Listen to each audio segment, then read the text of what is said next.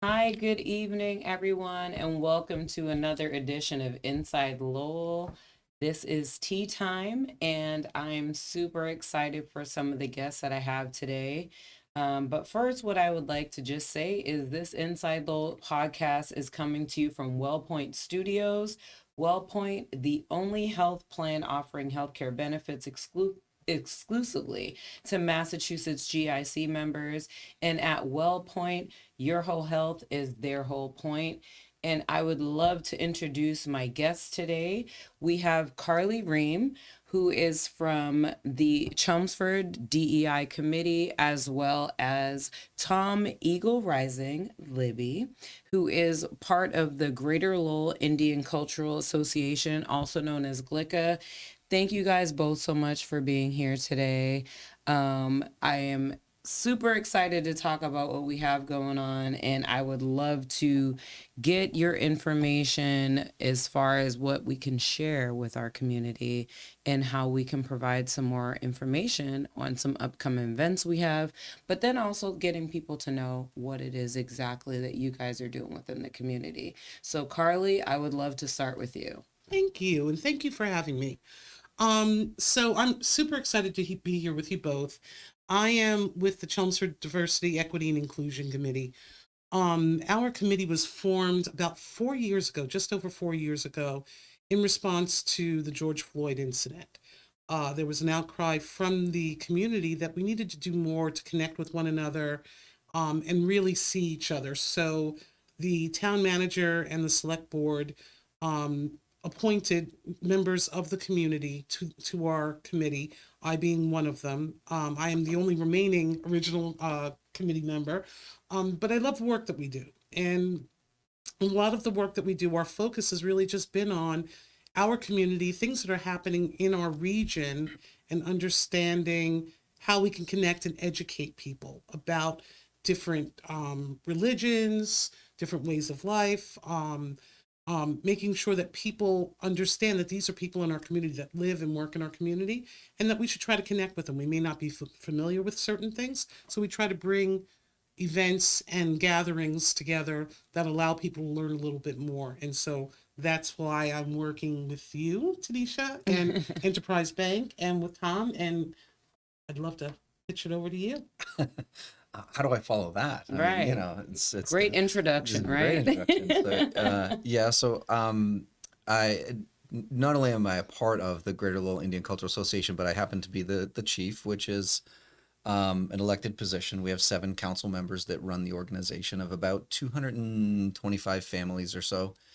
So 225 families sometimes equates to 225 members or 350 members, depending on how old their kids are and all that other stuff. So, but we focus on the Indigenous people here of the Northeast. Our mission is really of an educational standpoint. So we try really hard to make sure that we do a lot of community outreach. We work very closely with organizations like UMass Lowell and some of the other colleges, Middlesex Community College, things like that, that where our we really feel like our job is to bring the culture forward, and essentially 2 things to make sure of. Number one, that they are remembering the past correctly, and number two, the fact that we're still here. Those 2 things are not mutually exclusive, Right. actually. So that's really our mission. We tend to, and so in getting involved in things like that we're talking about here today, the Indigenous Peoples Day, is right up our alley. And it's up our alley mostly because it's not just hey, look at all these native people. It's really going to be a celebration of the fact of those 2 things that I just mentioned. We're here to educate people, to your point Mm-hmm. about the DEI. We're here to educate people, and we're also here to remind them that we are still here and we're right in your backyard. We live with you every day. Half the time you probably walk by people that have native blood and they don't even mention it to you. Yeah. And that's what we kind of want to change, that narrative, because that narrative started happening in the early 1900s and still has not changed. There's still family members that are older that don't like to admit in public that they're native because they have some PTSD based on things that happen at Carlisle schools and so on, the Mm-hmm. boarding schools and things like that. But um, essentially, there's still some hesitation in the world for in our own hesitation as well. Like our own people sometimes, if you haven't met a native person, they say, you're native. Well, what tribal affiliation do you have? And you'll say Mi'kmaq or whatever, and Abenaki or or Wampanoag or Shinnecock or whatever, and they go, "Oh, can you prove it?" Like our own people say that to us, Yeah. and Yeah. it's like it's kind of heart wrenching to me that came directly from those Yeah, circumstances True. that came back. And I think the thing for me growing up, I grew up on Long Island and on Shinnecock and on Blackfoot. But my mother's family is also Dominican, so they're indigenous as well. But growing up, we were brought up to assimilate. We were not brought up to highlight our differences. When I was growing up, it was about fitting in, getting along. And Long Island is one of those places where, you know, that's kind of what you do. I didn't grow up on a reservation. I grew up in a suburb. And so you weren't going around and spending as much time as you might think with people who were Native American. The only connection I had with my culture was once a year at the Shinnecock powwow. Yeah. Over Labor Day weekend. It's an awesome powwow it's an too, by the awesome way. powwow. Awesome powwow. But we would go as kids and we would dance in the powwow. We thought all kids did that. We had no idea that there Right. was any connection to our heritage. And so, to your point, a lot of people may be walking around and just not have a connection or feel comfortable talking about it because they don't know enough about it. I had an elder, because again, part of it is there's a lot of like, well, there's this somewhat black cloud around like percentages and blood allotments and all this other stuff because people are worried that you're getting free stuff. That part makes me laugh too because I mean, never offered me anything free, but in all sincerity, it's like that's part of what I had an elder tell me once that whether you are 100% or 1%, it doesn't matter what amount of native blood runs through you. It's what happens inside your heart and how you live your life that determines whether or not the community will view you as native or not. So Right. again, one drop of native blood to him was enough. If you just walked up to him and said, "Hey, I know that my native blood goes back so far that it may not be in there quantifiable anymore." And he would say, "That doesn't matter to me. If you have native blood in your family, then you're native as long as you live the life the way that you're supposed to live it and your heart tells you what your heart's supposed to tell you. The rest of it is irrelevant. The card is irrelevant. That's The beautiful. quantum is irrelevant. It's more about who you are as a person." So we use that in our membership. We don't care if you have one drop or, quite honestly, none at all, because technically we are a 501c3. So technically we cannot discriminate on anybody. So people can join us even if they're not native, if they want to be native allies or if they want to just learn more. We've had people even join our group just to get a little inside curveball on getting us to present in their schools and things like that, which is Right. fine. I have no problem with that Yeah. because it follows our mission, right? Right. So it's really more about Educating. educating. Yeah. So yeah. So tell us a little bit more about 𝙒𝙚𝙡. Like what exactly for those who don't know? Because I can say for myself, I learned recently about what 𝙒𝙚𝙡 is just working with you recently when it came to like us planning Indigenous Peoples Day. And I wanted to be, I'm like, wait, 𝙒𝙚𝙡? Like a clicker? Because that's like a Massachusetts, no H, clicker, glicker. So that's what I thought of. I'm like, what's glicker? So we are considered what we like I just mentioned a second ago. We are technically, according to the letter of the law, we are a 501c3. But the way we represent ourselves to our fellow Native community members, whether it's the Nipmuc or Wampanoag or any of the other organizations throughout the New England area, we are considered an intertribal organization, right? So our members are recognized by whoever they decide, not they decide, but whoever their ancestry comes from. So if people are joining our group, and then I can tell you we have people who are Mi'kmaq, Abenaki, Nipmuc, Mohawk, Huron, Navajo.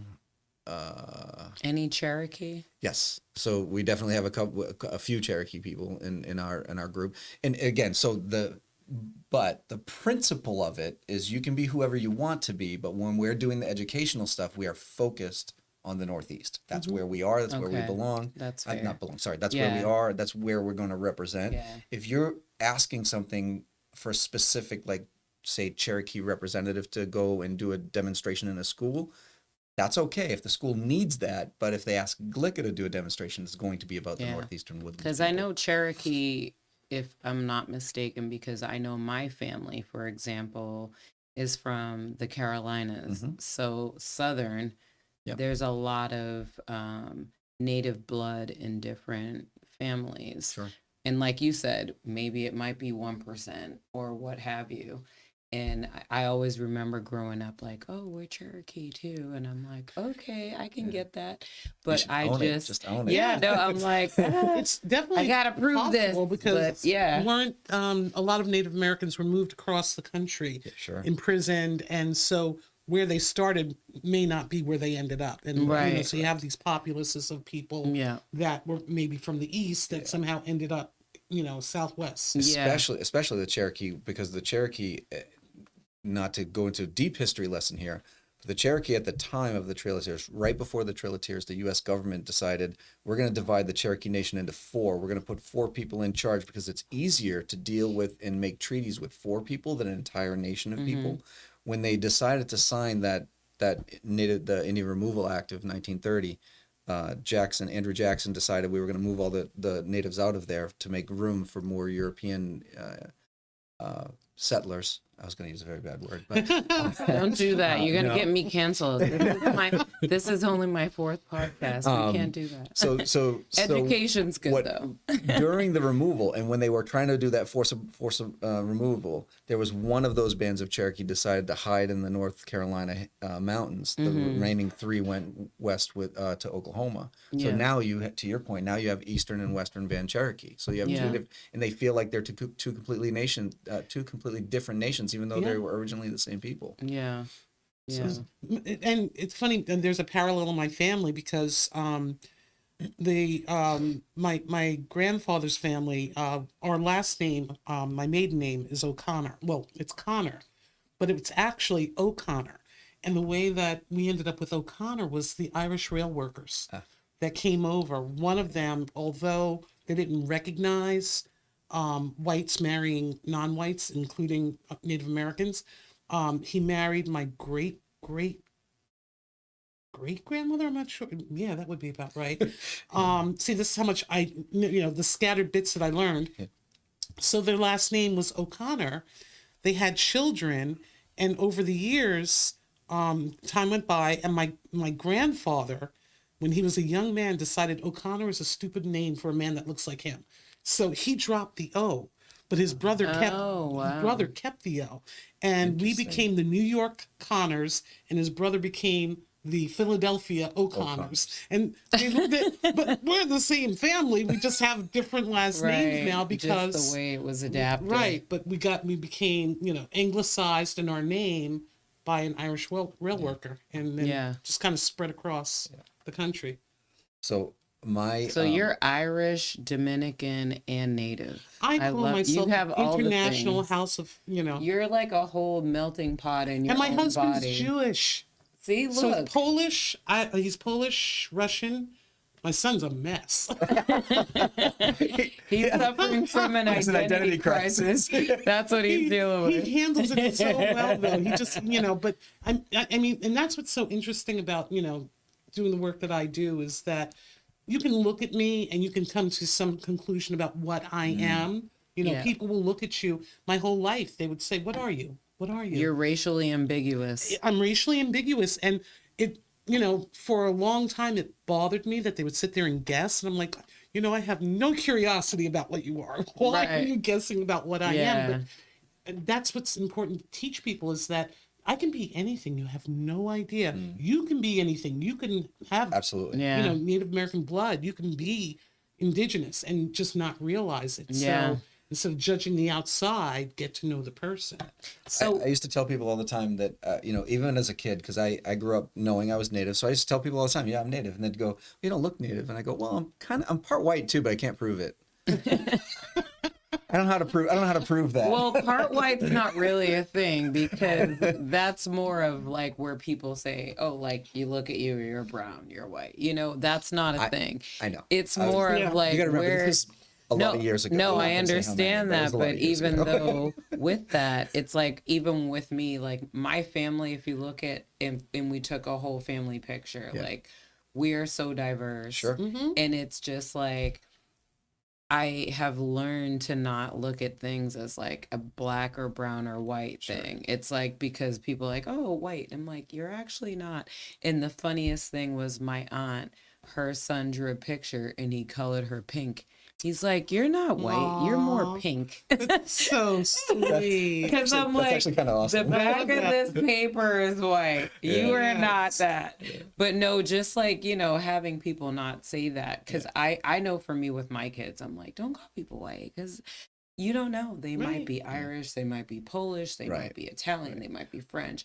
And I get that that's kind of the I think people way that forget. we've I think grown people up. forget that though, and I think you're right, especially from And a DEI I love perspective. that. Because I love knowing where people are from. Yeah. I don't like saying, oh, you're white. I Right. like saying, actually, I don't like saying anything. I like asking. Yeah. What's your heritage? Just like people are comfortable asking me because I also am racially ambiguous. When I don't have my little fake ponytail on and my hair is out and curly, it's like, are you Dominican? Because I get that a lot, even when I was in DR. And I'm like, nope, not at all. I like questioning people because I think that's a big thing. And to your point, where you're native, and this is what you celebrate and what the culture is and what you want to educate people on. I think that is extremely important because you don't meet many people who openly talk about being native. Right. And even if you meet them, you wouldn't know, I think, a majority of the time, right? True. And I think it's extremely important to have those conversations because we have to learn about history. And even just here in New England in the greater Merrimack Valley, like I live in Tewksbury. And I know there's like the Wamasitt tribe there, even in Lowell, Pawtucket. Like people don't understand all the names of different areas that we live in our circumference that are named after, all of these native tribes and Right. understanding the history behind it, Mhm. which is what I would love to have people explore maybe a little bit more and like we're doing work with the libraries and things like that to find out more information on how they can learn that information. But you were about to say something and I don't know if I caught you off track. Nope. I don't even remember Because I was about to say interjected. something. I don't remember what it I was. believe So you I'm were good. and I kind of catch you up. I'm so sorry. No. But I do have a question for you. You do. I do. All right. Do you celebrate any specific holidays that relate to your tribe or because that's something that's missing for me. I didn't, I was raised Roman Catholic, again, assimilated. Yeah. So all of these things are things that I never had the opportunity to learn. I never learned the language. I never learned the traditions. Perhaps food was influenced somewhat, but that's about it. So we don't really call them holidays, right? So at least for us, we don't really call them holidays, but we do have celebratory days that we have throughout the course of the year. And just to be clear, for the assimilation purposes, we celebrate every holiday that everybody else does. Like we still celebrate Christmas in our house and all that stuff, even though we're not Catholic. But I felt like for sanity's purposes, when I had 5 kids when my wife and I, we had 5 kids, 4 boys and a girl, and I felt like if they were going to school and they weren't being able to talk about Halloween or Christmas or anything, like they would be ostracized and all this. So we just made it normal that these are just U.S. holidays, right? Like we didn't make them religious. Like Christmas is if any Catholics are listening, I apologize. I know that They Christmas are is U.S. holidays, though. I know, but A lot of Catholics find Christmas to be a very religious. I mean, they have midnight mass and all this other stuff. Yeah. I don't mean to disrespect that, but for my kids' sake, I just made it very normalized as like everybody celebrates these holidays, right? But back to your question. So yes, we do have spring planting ceremonies, we have harvest ceremonies, we have things that we do that our ancestors did at certain times of year that we still do today and we still that's celebrate today. So, and for example, there are certain parts of our culture that I think that the general population have a hard time, especially in today's world, they have a hard time understanding why we still insist on doing certain things. For example, meaning There are certain ceremonies that are run by women. The guys don't get involved. Men don't touch anything. The women run it. There are other ceremonies that are men's ceremonies that women don't touch, don't get involved in. And people are like, well, that's, that's sexist. And I I need to understand be that, part but of it's the guy not. run one because I'm like, what? all the men are just doing everything, so they just kick back and just relax. But like I said, you got that. to remember on the other side of it, there are ceremonies that men run that the women just That's kick what back I'm and relax. saying. I'm like, that's so- what I'm talking about. so I'm like, let me invite me to that. But in all fairness, those are ancestral things. So we still hold on to some of those teachings because we don't ever want to lose them. It's not that we feel men or women or are better or worse than each other, or men or women. No, but back in the day, there was a role and a place for everybody because it worked. Right. And it fit, and it fit Right. lifestyles, and it fit. So we continue that tradition, especially in the Native community. There's also some, and I don't know if you did this at powwows or whatnot, but there are certain things that, like certain dances that men do that women don't, certain dances that women do that men don't. And there's a lot of that, type of stuff that people, again, they just don't understand. And they're like, because everybody wants to be inclusive now, right? Everybody wants everything to be inclusive, which Right.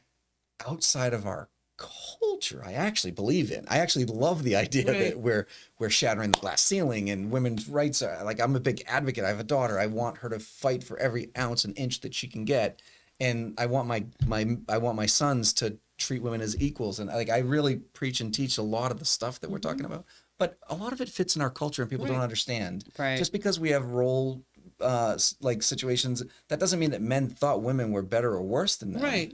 They viewed them as their equals, and vice versa. There was just because a certain role had to get done that didn't have to. You know what I mean? Like, I don't know, But you know what? It sounds like also now, fast forward to present day, it's more ceremonial. No one's saying women can't go out and conquer the world. This is just a tradition. It's ceremonial, and this is how it is. And, and there's I don't think any reason why anybody should change that, because then you lose it. Yeah, you lose your culture when you start like negotiating too much. Right. I mean, just take my position, for example, as chief.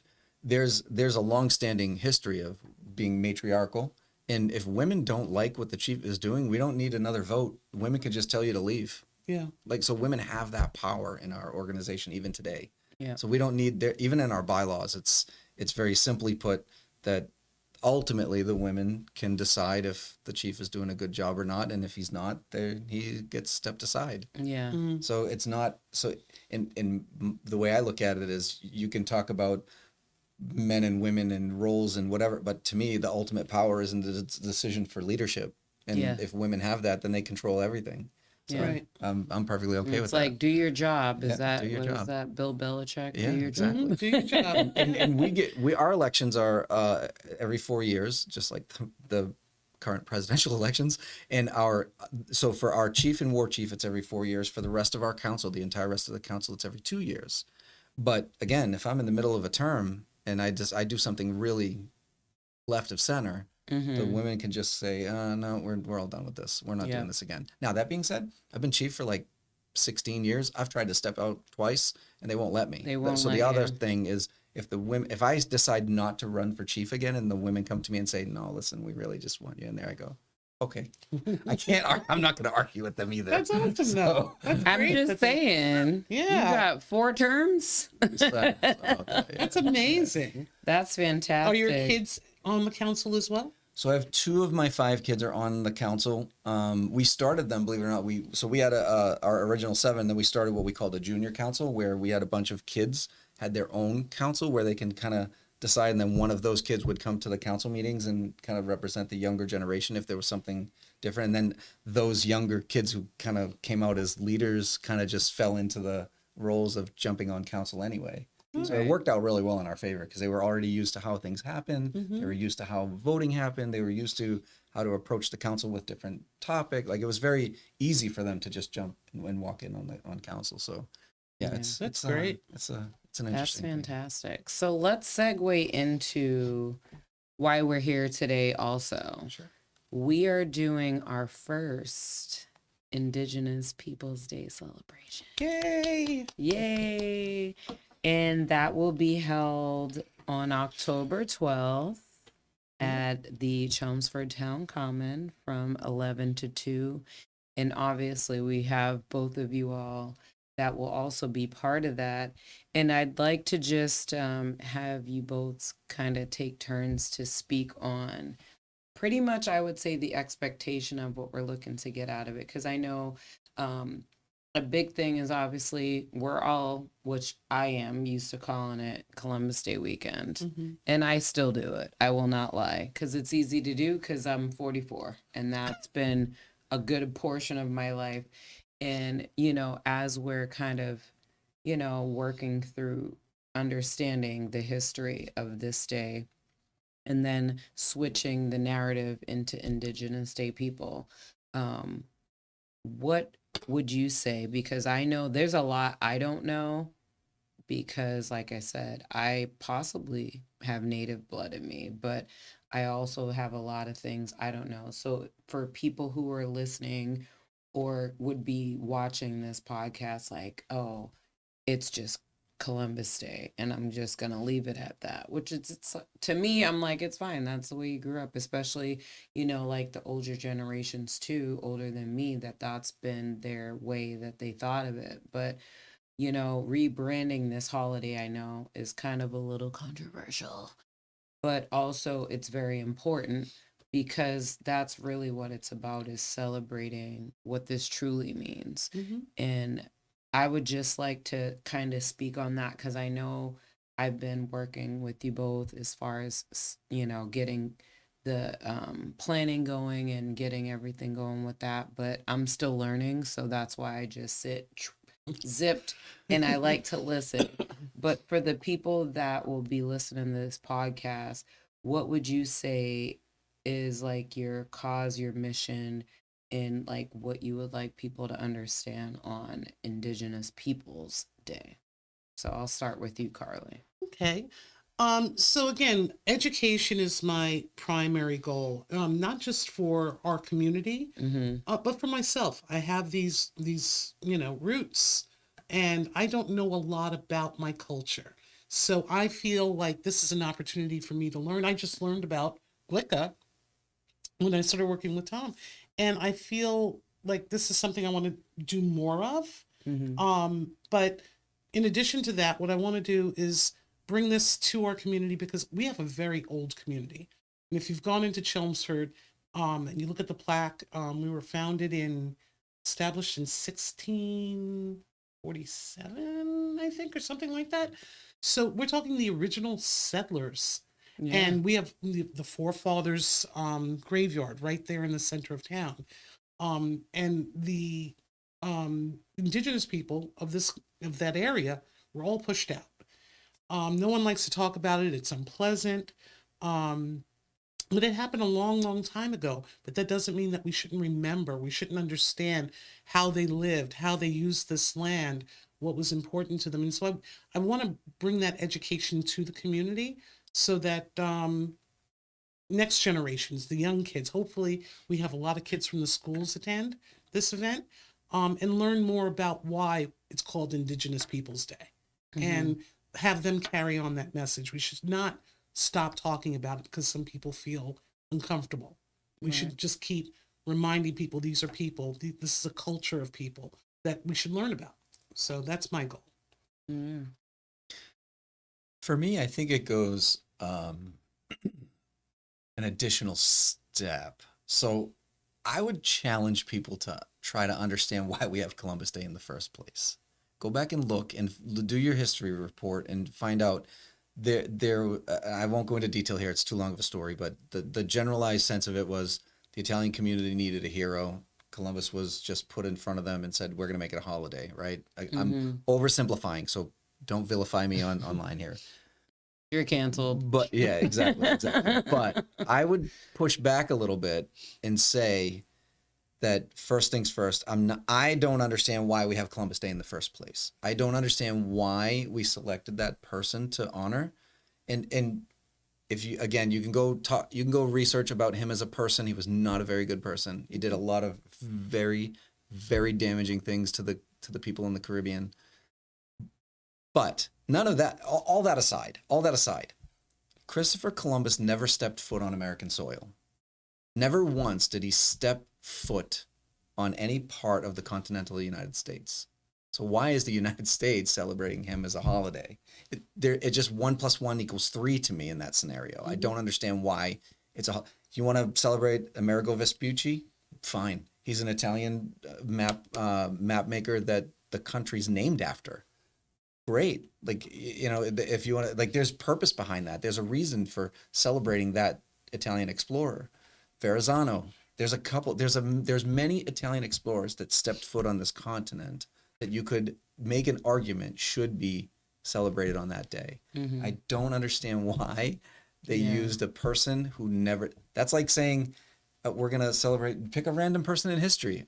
Genghis Khan never stepped on American soil, but you know what? He was a fearless warrior. In his work, we have Genghis Khan Day.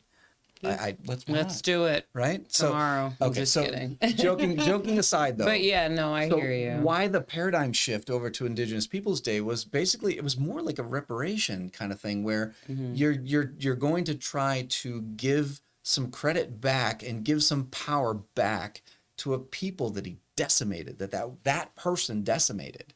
So if it logically makes perfect sense to me as to why you would shift it to Indigenous Peoples Day. There's some logic to it. Yeah.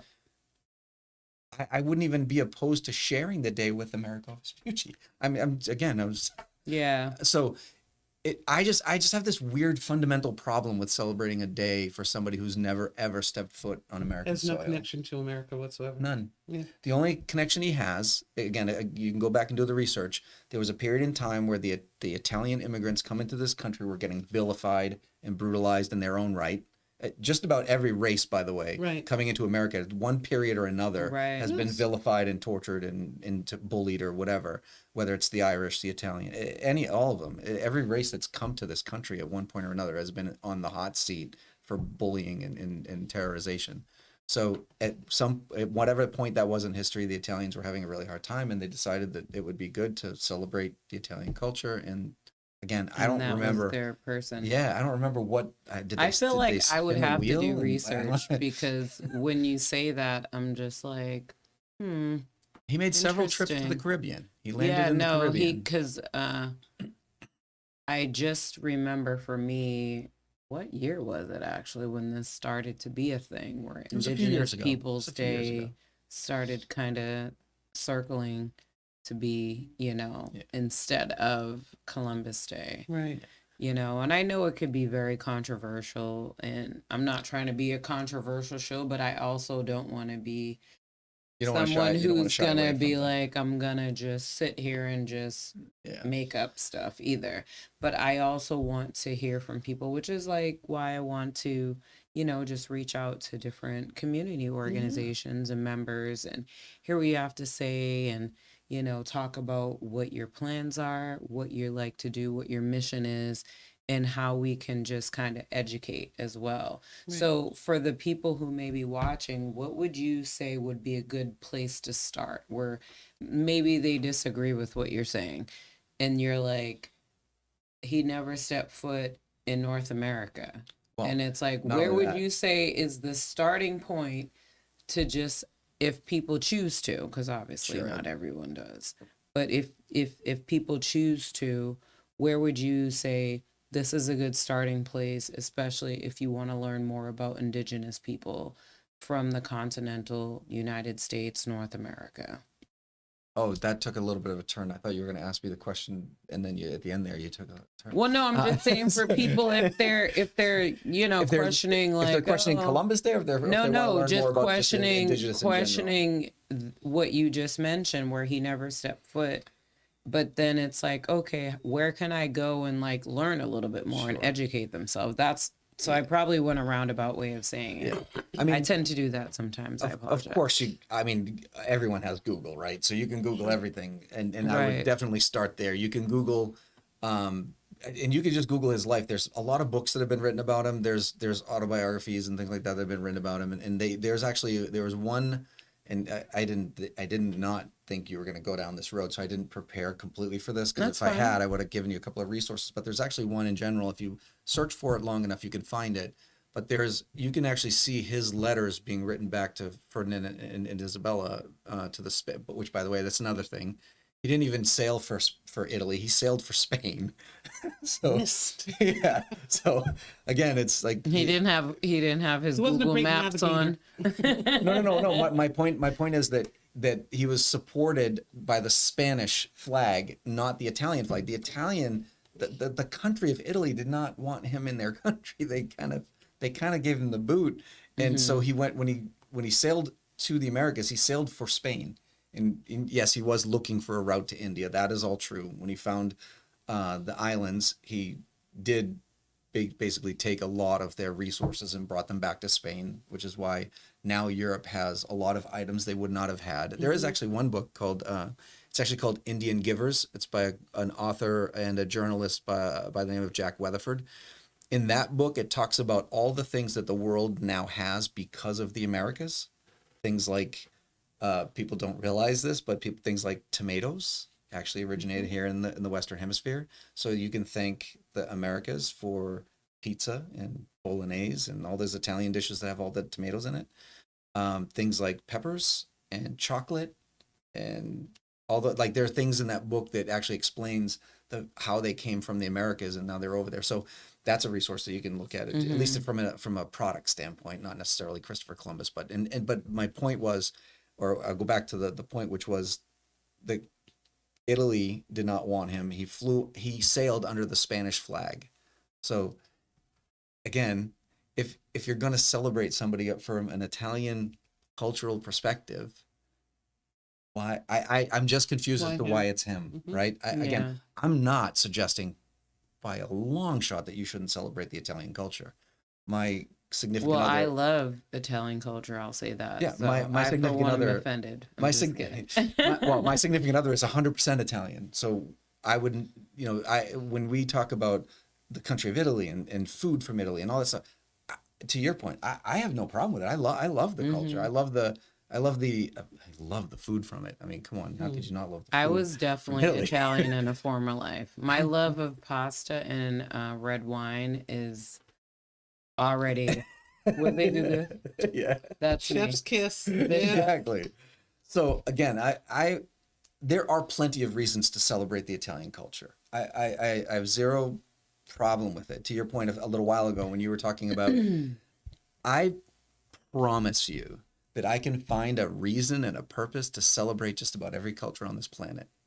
There is something good and impressive and fascinating about every culture on this planet. My only gripe is why him. That's it. Yeah. And to your point, you go Google it. Like, look at he wrote letters back saying, I found this paradise that now we can. He essentially said we can strip it. We can use it for we can exploit it.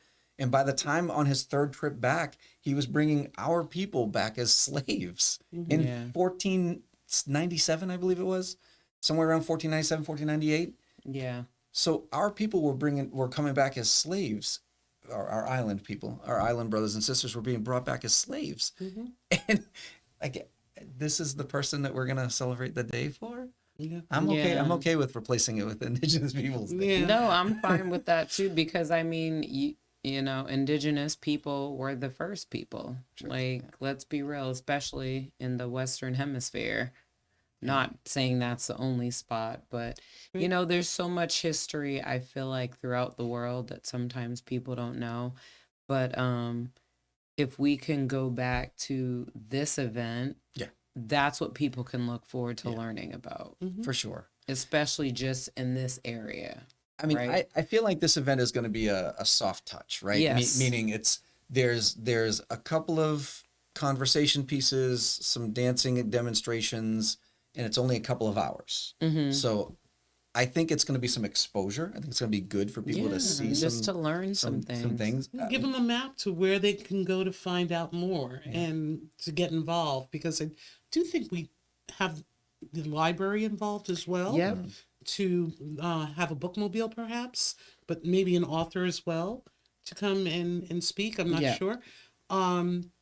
But there's a tremendous amount of resources at the Chelmsford Public Library. Yeah. And they have, I worked with them on developing the land proclamation, which we now read at every public meeting, for the DEIC. But it talks about the people specific to this region. Yeah. And in order to do that research, they did a lot of searching and gathering. And that information will be available, I believe, as well for Yeah. the event. And you're a keynote speaker as well. Yeah, I heard. Surprise! That's why I brought you on today. I'm just kidding. But no, I mean, I think it's amazing to just start something like this, because I know, being a part of the planning, it was just reaching out to different communities, and it's like, we don't really have anything.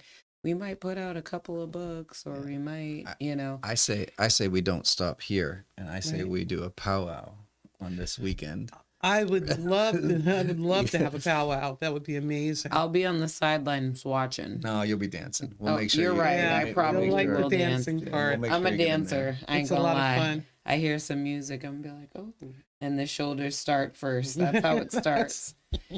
But yeah, so I would say too, because I don't want to keep you all, where are websites that people can find out more about, like, what you're doing with the Chelmsford DEI and what you're doing with 𝙒𝙚𝙡? So we have a Facebook page, which is Chelmsford Diversity, Equity, and Inclusion Committee. We also have an Instagram, and we also have a TikTok account. All Chelmsford. TikTok. Oh, I Hey. do not. Hey, we are. I don't tick or I, talk. I don't think we talk, but we found a volunteer who's in. I was gonna say, Middle is your school. volunteer like Middle under school. 20? Yes. Yes. And so because we were sitting in the room and we said, who TikToks here? And no one in our committee TikToks. And our volunteer said, I'll take care of that. I'll set up the account. So we have TikTok, we have Instagram, and we have Facebook. So you can find Chelmsford Diversity, Equity, and Inclusion Committee on any one of those social media platforms. As well as, just so everyone knows, if you're interested, we have seats open. I think one seat open right now on our committee. If you are interested, you can apply online with the town of Chelmsford. Or if you just want to come and volunteer and get involved in any number of events that we're planning in the future. We have events going on year round. So just reach out to our committee and we'd love to talk to you. Wonderful. Do you have to live in Chelmsford to apply for that committee seat? I would say yes. So, think so? what I understood was that when they formed the committee, they wanted 2 people who worked from the town to be on the committee. They wanted, I forgot how many people from Chelmsford. There may be an allowance for 1 person outside of Chelmsford. So yes, I would apply anyway. It's by appointment through the select board. So if you're interested, the application's online, and please, definitely fill it out. Yeah. And how about for you, Tom, with 𝙒𝙚𝙡? How So- can people learn more about 𝙒𝙚𝙡 and where can they find information? You can, obviously, if you don't remember any of this, you can Google us. If you Google Greater Lowell Indian Cultural Association, will pop up. You can also, if you Google 𝙒𝙚𝙡, though, it will not. 𝙒𝙚𝙡, there's actually an organization in the Midwestern part of the country that does a really nice job with SEO. And they flood the SEO. So we won't pop up if you just Search use 𝙒𝙚𝙡. engine optimization for those who are like, what's SEO? Oh, I'm sorry. I apologize. I'm actually a sales and marketing consultant. Yeah, by I trade, used to so do marketing too. That's why I'm like that. Sometimes the acronyms aren't working. The actual URL, the actual website is greaterlowellnatives.com. And we are also on Facebook. With an S. Yes, .com. greaterlowellnatives.com. And we are on Facebook as well, but that's the only social media platform we use. We don't use, You're we're not not young ticking and hip talking. enough about, for TikTok. You're not ticking and talking. We're definitely not. TikTok. That's what I think of TikTok. I think of a clock. You know what? What was it? Was it Peter Pan with the clock drove him nuts? And Yes. Yeah. Okay. Mm-hmm. That's what I. So I have one other question, and this is obviously putting you on the spot. Do you have like a chant that you do? Because with Tea Time, we're all about music too. And we've been talking a lot. Do you have like a chant that you may be willing to do to get us out? Or you're like, I'm not a singer. No, So I'm not gonna a have to singer. learn one. I'm gonna have to learn one then so we can close out on that. Cause I know there's one in your heart, but you probably don't want to do it. Yeah, I'm not. So let me. In fairness, You don't have to be a great singer. No, but I don't sing alone. So when Okay. we're sitting on the drum, there's 4 of us, and I don't mind singing when there's 4 of us because you can't isolate my voice and Yeah. see how bad it is. It just blends in. Yeah. So So you hide behind 3 other people is Exactly. what you're saying. Great strategy. Right? I think it's I great. like it. But people can hear it because Well, I'm there's going to be assuming- chants and not different chants, things songs, like but that. songs, yeah, songs. Okay. Well, I So- have greeting song, Yep. dance, keynote, and then the war dance, That's the taino communal one. dance, Yeah. and then the travel song. Yes. Yeah, there's a lot of music going on. Sure. Yeah. Yeah. I'll probably be singing all of those. But Okay, but you don't want to give us a You won't hear my sample? voice. No. You don't want to give us a sample? Not unless you're singing with him. I tried. I don't know any. I wish I prepped more because then I'd sing one. He needs backup singers. Yeah. Exactly, right? And there's no drum. Like I need the Yeah, drum. I yeah, can't, you you can't need- sing yeah. without the drum. I'm like, do I need to Google one real quick and we can just do it together? I'm just saying, like, come on. No, but I won't put you on the spot. But thank you guys so much for being here today. It's been great. Is there anything else you would like to leave for the people in terms of information that you would like to share or make sure that they know? Because I'm going to sign off and let them know all the details for this event coming up. But Just encourage them to come down. Yes. Yes, for just, sure. Just come on down and join us. Come on down. Ask as many questions as you can. Don't be afraid. Don't be afraid to ask questions. We are happy to answer questions. We don't like people that make assumptions. yes. So ask as many That's questions very as you can. fair. I love that. Ask questions. Yeah. You We will can't never- go wrong with that. We'll never vilify somebody or make them feel awkward or make them feel silly or any other kind of adjective you can think of if they're Mhm. asking a question. Yeah, You'll get a straight answer. absolutely. I love it. Well, thank you guys so much. Appreciate it. I'm Thank gonna you. sign off real quick. Thank you for watching Inside Lowell Tea Time Edition. Today we had Carly Riem and also Tom Libby here. And we're celebrating Indigenous Peoples Day on October the 12th from 11 to 2 at Chelmsford Town Common. We encourage you, if you're able to attend, we want to see you and support. And also, as Tom mentioned, feel free to come, ask questions, learn a little bit more. I know I've been learning a lot and I want to learn even more. And it's a free event, which I would like to also point out. So feel free to visit them online on the sites that they mentioned. And I will see you soon on the next tea time. Have a wonderful weekend.